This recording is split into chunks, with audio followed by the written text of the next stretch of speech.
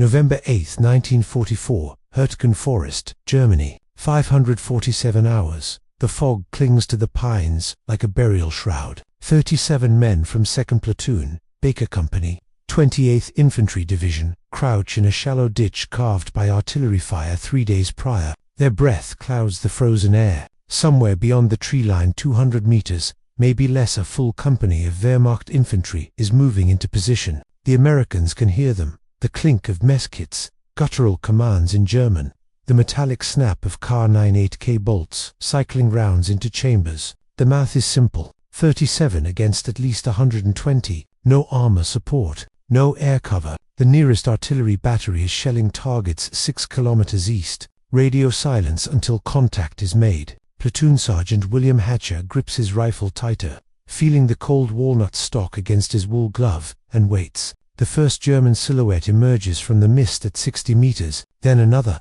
then a dozen more. Hatcher raises his right fist. Every man in the ditch tenses. He drops it. The forest explodes. Not with the crack of 37 individual rifles firing in ragged sequence, the way infantry combat has sounded since Napoleon marched on Moscow. This is different. This is a continuous, mechanical roarer, industrial sawmill of lead that doesn't pause, doesn't breathe, doesn't stop. The Germans stumble, fall, scream. Some try to return fire. Most dive for cover behind shattered stumps and frozen earth. Within 90 seconds, the Wehrmacht company commander is shouting into his radio, voice cracking with disbelief. Reporting contact with an American battalion, possibly reinforced again with at least 15 to 20 machine guns. German 275th Infantry Division after-action report, November 1944. His intelligence officer had assured him only a single understrength platoon occupied this sector. The mathematics of sound don't lie. No platoon makes that much noise.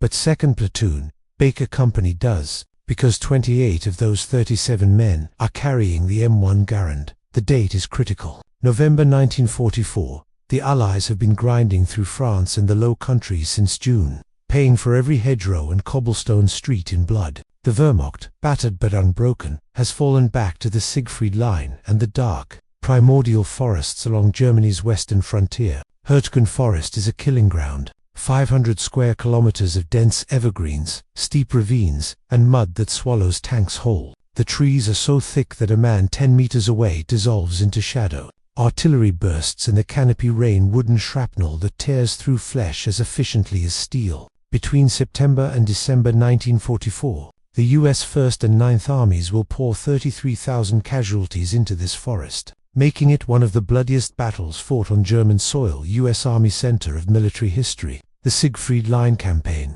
German defenders exploit every advantage, prepared positions, minefields dense enough to atomize entire squads, interlocking machine gun nests, and the psychological terror of fighting in near-total darkness even at noon. Doctrine favors the defender. Wehrmacht infantry tactics, honed over 5 years of war, emphasize disciplined fire control, concentrated automatic weapons at the squad level with the MG-42, and rapid counterattacks to isolate and destroy American units before they can consolidate. The German soldier knows he is fighting for the fatherland now. There is no retreat deeper than this. American infantry doctrine in late 1944 relies on the rifle squad as its fundamental unit. 12 men divided into a 6-man rifle team, a 4-man Browning automatic rifle team, and a 2-man scout element. The bar provides suppressive fire. The riflemen maneuver and close with the enemy. Supporting arms mortar, artillery, armor, are supposed to shatter German defenses before the infantry ever makes contact.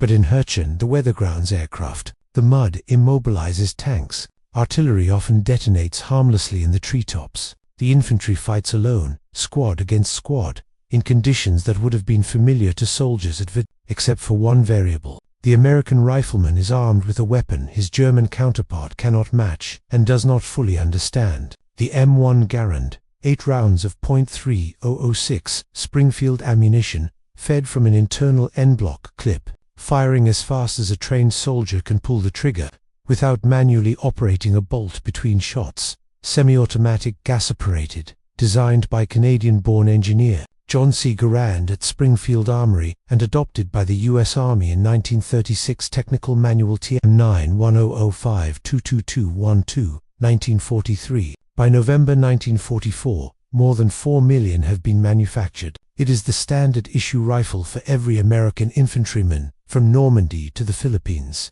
The German soldier, by contrast, still carries the carabiner 9.8 bolt-action rifle descended directly from designs dating to 1898, reliable, accurate, utterly obsolete in a close-range firefight. After each shot, the German rifleman must lift the bolt handle, pull it back to eject the spent casing, push it forward to chamber a new round, and rotate it down to lock the breech for distinct motions before he can fire again. The American squeezes his trigger 8 times in the same span. In the close, chaotic violence of forest combat where engagements happen at ranges under 100 meters, the difference is not incremental, it is existential. Wehrmacht commanders begin receiving reports in September. Company and battalion logs record confusion. American units are inflicting casualties at rates inconsistent with their observed strength. Patrols encounter what they estimate to be platoon-sized elements, engage, and are overwhelmed by firepower suggesting company or even battalion-level automatic weapons concentrations. Here's Grupp, B. Intelligence Summaries. Autumn 1944. Captured German soldiers, interrogated by U.S. Army intelligence officers, described the sound of American rifle fire as like a machine gun, and expressed disbelief when told the weapons are semi-automatic rifles, not crew-served guns. One Obergefreiter from the 89th Infantry Division, captured near Aachen in October, insists his interrogators are lying when shown a Garand and told it is the standard American rifle. He had assumed only officers and specialists carried such weapons. Back in Hürtgen, Second Platoon holds. The Wehrmacht company attempts 2 more assaults over the next 40 minutes. Both collapse under the same devastating volume of fire. By 0730 hours, the Germans withdraw, leaving 23 dead in the frozen mud and dragging their wounded back through the trees. American casualties: 2 men lightly wounded by tree bursts, 1 sprained ankle. Hatch's platoon expended 1,100 rounds of .306 ammunition. They never saw the enemy clearly. They simply fired into shapes and shadows, trusting the Garand to make every trigger pull count. When Baker Company's commander arrives with reinforcements 2 hours later, he finds Hatch's men exhausted, shaking, and surrounded by a carpet of empty N-block clips glinting in the pale November light. He radios battalion headquarters and reports the sector secure. He does not mention that a single platoon just fought off a German company. He doesn't need to. By now, every officer in the European theater knows the equation. What the Germans don't yet understand, what they cannot accept, is that the advantage isn't just mechanical.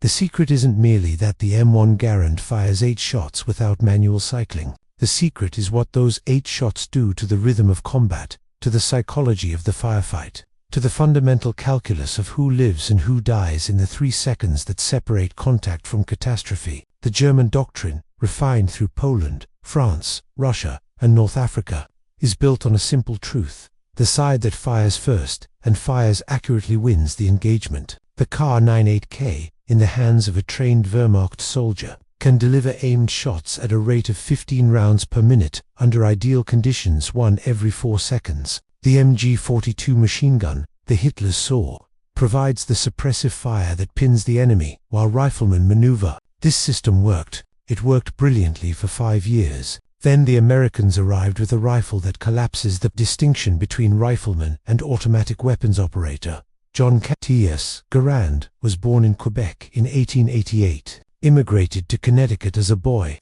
and spent 34 years perfecting his design at Springfield Armory in Massachusetts. Springfield Armory Technical History Archives, 1936 to 1945. The M1's operating system is deceptively elegant. Gas tapped from the barrel near the muzzle drives, a piston that cycles the action, ejecting the spent casing and chambering the next round automatically. The shooter never removes his cheek from the stock, never breaks his sight picture, never loses the target. Trigger pull, 5.5 pounds. Muzzle velocity, 2,800 feet per second. Effective range, 500 yards, though most Hürtgen engagements happen at 60. Weight, 9.5 pounds loaded. The end-block clipper strip of stamped steel, holding 8 cartridges, slides into the receiver from above with a distinctive metallic ping when the last round is fired, and the clip ejects automatically. That ping becomes the subject of myth. Germans supposedly learned to wait for the sound, then rushed the American while he reloaded. After-action interviews with both American and German veterans revealed this almost never happened in practice. U.S. Army Infantry School, Fort Benning, Veteran Debriefing Transcripts, 1945 to 1946. The reload takes 3 seconds.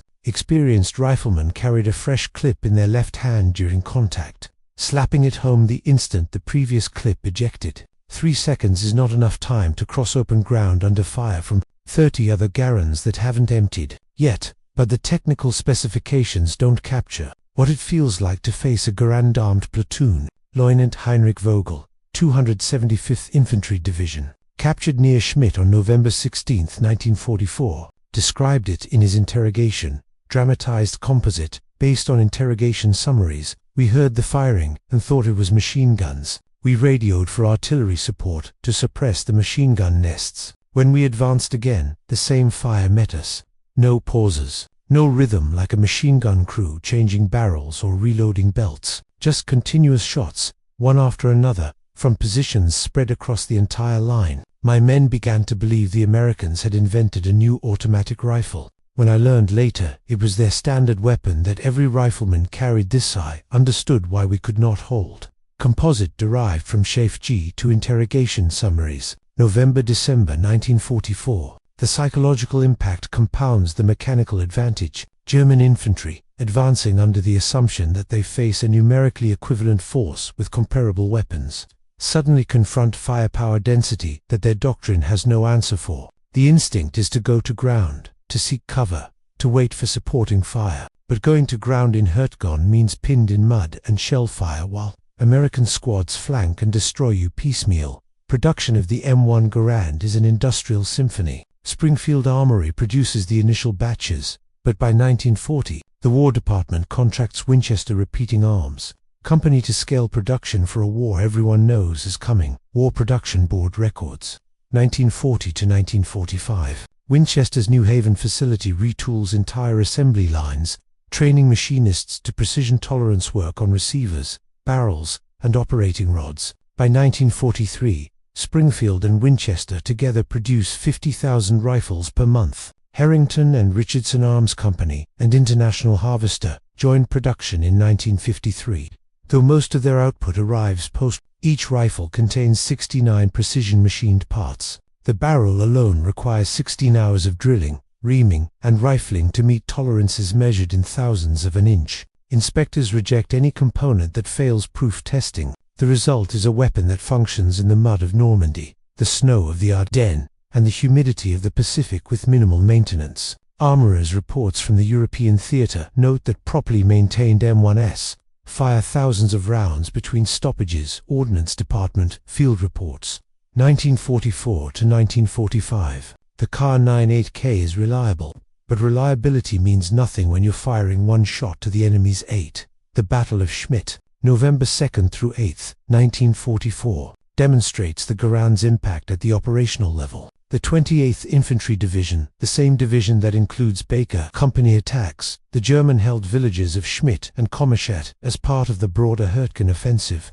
The objective: seize the Roh River dams and prevent the Germans from flooding the valley and stalling the Allied advance. The 28th Infantry crosses the line of departure on November 2nd with 9,000 men in 3 regiments. Within 6 days, the division suffers 6,000 casualties, 67% loss rate. U.S. Army official history. The Siegfried Line Campaign, 1963. The Germans counterattack with elements of the 116th Panzer Division and 89th Infantry Division, employing armor, artillery, and veteran infantry in combined arms assaults designed to encircle and annihilate American positions. They succeed in isolating American units. They do not succeed in overrunning them. Companies cut off in Commerchet hold for 3 days against overwhelming force. Radio logs and survivor accounts describe the same pattern repeatedly. German infantry, supported by Panzer IV and Panther tanks, advance expecting to crush isolated American squads.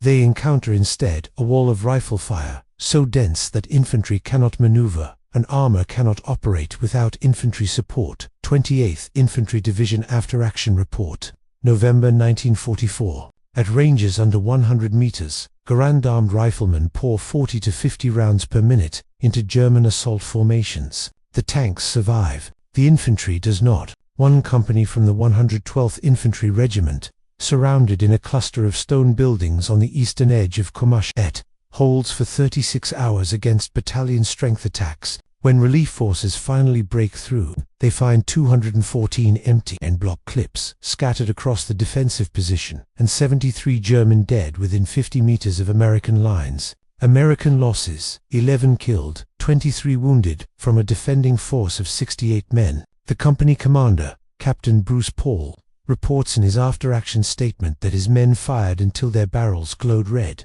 paused only to let the metal cool, and resumed firing. "We didn't aim at individuals," he wrote. "We fired into masses. The rifle let us fire as fast as we could see targets. I don't think we could have held with bolt actions." 112th Infantry Regiment Unit Journal, November 5, 1944. The Germans adapt, but adaptation is slow and costly. Tactical orders begin emphasizing longer engagement. Ranges where the Kar-98K's accuracy advantage can offset the Garand's rate of fire. This works in open terrain. Hürtgen offers no open terrain. Orders also stress concentrating MG-42 fire to suppress bisect American positions before infantry advance.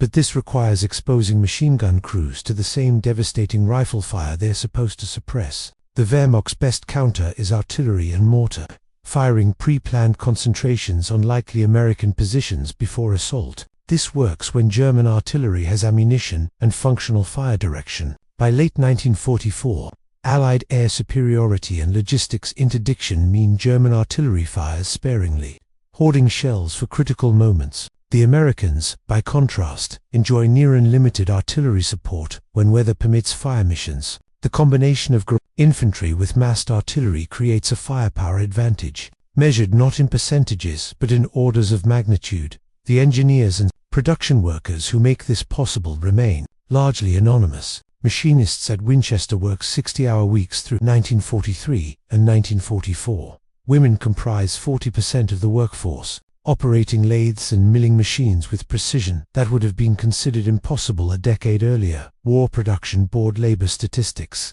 1944. The steel comes from furnaces in Pittsburgh and Gary. The walnut stocks are shaped in mills across Pennsylvania and New York. The entire industrial capacity of the American economy bends toward producing, among countless other weapons, this single rifle in quantities sufficient to arm every infantryman from Normandy to the Elbe. By war's end, total production exceeds 5.5 million units. The Germans, starving for raw materials and dispersing production to underground factories to escape Allied bombing, never attempt mass production of a semi-automatic infantry rifle. They field small numbers of experimental designs: the Guha 41, the Guha 43, the Sturmgewehr 44, but these reach frontline units in handfuls, not divisions. What the Germans fear, ultimately, is not the rifle itself but what the rifle reveals, that American industrial power has reach.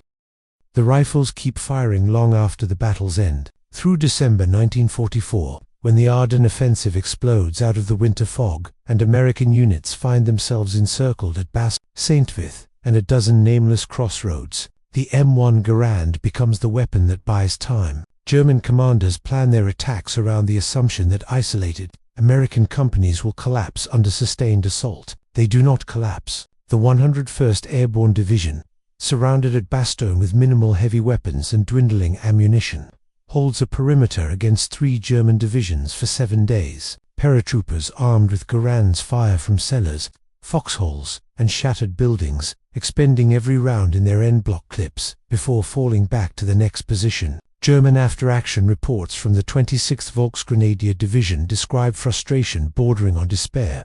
Dramatized composite: the Americans fight like mad. Every building must be taken room by room. Their fire does not slacken even when they are surrounded. We advance, and are met with fire we cannot suppress. Our casualties mount faster than we can replace them. Composite derived from Ardennes Campaign interrogation records. U.S. Army Military History Institute, December 1944, January 1945. By the time Patton's Third Army breaks the siege on December 26, The 101st has fired more than 500,000 rounds of .356 ammunition. The Garand's appetite for ammunition becomes both its greatest strength and its logistical challenge. Supplying that appetite requires a logistics network unprecedented in military history. Each infantryman in combat carries 80 rounds, 10 en-bloc clips in cotton, bandoliers, and M1923 cartridge belts. A rifle company of 193 men requires 15,000 rounds per day during sustained combat operations. Army Service Forces Manual M409, 1944. Ammunition arrives at Normandy beaches in wooden crates, each containing 24 cartons of 48 rounds, travels by truck convoy through France and Belgium, and reaches frontline units via jeep and, when roads are impassable, on the backs of soldiers humping supplies forward through mud and snow. Ordnance officers learn quickly that underestimating rifle ammunition requirements leads to disaster. In Hürtgen, some units exhaust their basic load within hours of contact and fight with captured German weapons until resupply arrives. By December, logistics doctrine mandates 100 rounds per rifleman as the baseline load. With reserves positioned at battalion level, the industrial base responds. Lake City Army Ammunition Plant in Missouri, operated by Remington Arms under government contract, produces 50 million rounds of .306 per month by mid-1944. Ammunition production records. Army Ordnance Department, 1944. Other plants at Frankfurt, Arsenal, Denver, and Twin Cities join production. The primers come from one set of contractors, the brass casings from another, the powder from chemical plants, the bullets from lead. It is an orchestra of extraction, refinement, manufacture, and distribution playing at a tempo that would have seemed insane before the war. And it works. American infantry in Europe never fight a major engagement where ammunition shortage forces them to ration rifle fire. The psychological impact reverberates through both armies. American infantrymen, aware they possess a weapon superior to anything the Germans carry, fight with confidence that transcends raw numbers. Letters home and oral histories collected by army historians reveal a recurring theme. Soldiers express fear of German artillery, fear of German armor, respect for German tactical skill, but almost never fear of German riflemen. In Close Combat U.S. Army Research Collection, Soldier Morale Studies, European Theater, 1944 to 1945. One private from the 1st Infantry Division, interviewed in a field hospital in January 1945 after being wounded at the Bulge, summarized it bluntly: "I knew if it came down to shooting, man to man, we'd win. We always won. The rifle made sure of that." This confidence is not arrogance, it is rational assessment based on repeated experience. German morale studies, conducted by Wehrmacht psychologists and later analyzed by U.S. strategic bombing survey teams, show the inverse pattern. U.S. Strategic Bombing Survey Morale Division Report, 1946. German soldiers expressed declining confidence in their ability to defeat American infantry in close combat. Captured diaries and letters describe the American rifle with a mixture of envy and resentment. One Obergefreiter writes home in November 1944, dramatized composite based on captured correspondence: "They have everything: food, cigarettes, vehicles, and rifles that shoot faster than we can think. We have courage and discipline. It is not enough anymore." Composite derived from captured German documents. National Archives Record Group, 242. The engineers and maintainers who keep the Garands functioning are as critical as the men who fire them. Army ordnance units deploy armorer teams at regimental level, staffed by soldiers trained at Aberdeen Proving Ground in Maryland, to diagnose and repair common failures: broken operating rod springs, worn extractors, gas cylinder plugs fouled with carbon. In Hürtgens, mud and cold, rifles require daily cleaning to prevent corrosion and freezing. Armorers teach infantrymen to disassemble the rifle into its major components: receiver group, barrel, trigger assembly, stock clean each part with bore solvent and oil, and reassemble in less than 10 minutes. The rifle's design facilitates this. No special tools required beyond a cartridge case used to depress the trigger guard catch. Soldiers who maintain their weapons properly report malfunction rates under 2%. Ordnance Corps Field Maintenance Logs, European Theater, 1944 to 1945. Those who neglect maintenance pay with jammed rifles at the worst possible moment. Veteran sergeants enforce weapons maintenance with religious fervor, conducting inspections before every patrol and after every engagement. The rifle rewards diligence. It punishes carelessness. The strategic impact extends beyond Europe. In the Pacific, Marine Corps and Army infantry armed with Garands fight Japanese defenders in jungle, coral, and volcanic ash from Guadalcanal to Okinawa. The Japanese soldier, armed with the Arasaka Type 99 bolt-action rifle, faces the same firepower disadvantage as his German counterpart. On Peleliu in September 1944, Marines advancing through coral ridges encounter Japanese positions designed for mutual support and interlocking fire. The Japanese fight with suicidal determination. They lose. Marine after-action reports credit the Garand with enabling small unit assaults against fortified caves and bunkers where bolt-action rifles would have required overwhelming numerical superiority. 1st Marine Division after-action report, Peleliu, October 1944. One squad can suppress a Japanese position with sustained fire, while another maneuvers for the flank, or brings up flamethrowers and satchel charges. The rifle creates tactical flexibility. It allows sergeants and lieutenants to execute complex maneuvers with understrength units because each rifleman contributes firepower equivalent to 3 or 4 soldiers with bolt actions. Iwo Jima, Okinawa, and the Philippines campaigns all follow similar patterns. The Japanese inflict horrific casualties through prepared defenses and fanatical resistance. They cannot win firefights against Garand armed infantry at ranges where the battles actually occur. The post-war world inherits the lesson. When the US Army evaluates future infantry weapons in the late 1940s and early 1950s, the Garand sets the baseline. Any replacement must fire semi-automatically, must match or exceed the Garand's reliability, must deliver comparable or superior ballistics. The M14 rifle, adopted in 1957, is essentially an updated Garand with a detachable 20-round magazine and selective fire capability. The Soviet Union, studying captured German and American weapons,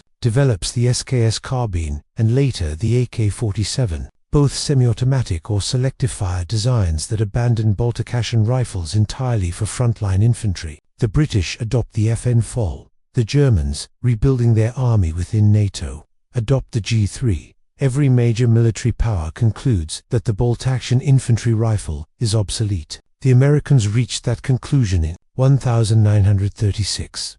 They spent 8 years proving it correct on every battlefield from North Africa to Okinawa. Human cost of that advantage is measured in lives not lost. Exact calculations are impossible, but operational research teams attempt estimates. A study conducted by the Army Operational Research Group in 1945 analyzes casualty rates in matched engagements, similar terrain, similar enemy strength, similar tactical situations where one variable changes. American units equipped entirely with Garands versus hypothetical units equipped with bolt-action rifles. Army Operational Research Group Study, No. 59. Infantry Weapons Effectiveness, 1945. The study, using Monte Carlo simulation and historical data, estimates that American casualties would have increased by 20 to 35% if infantry had fought with bolt-action rifles instead of Garands, assuming no other changes to doctrine or tactics. 22–35% of 92,000 U.S. Army infantry combat deaths in Europe means 18,000 to 32,000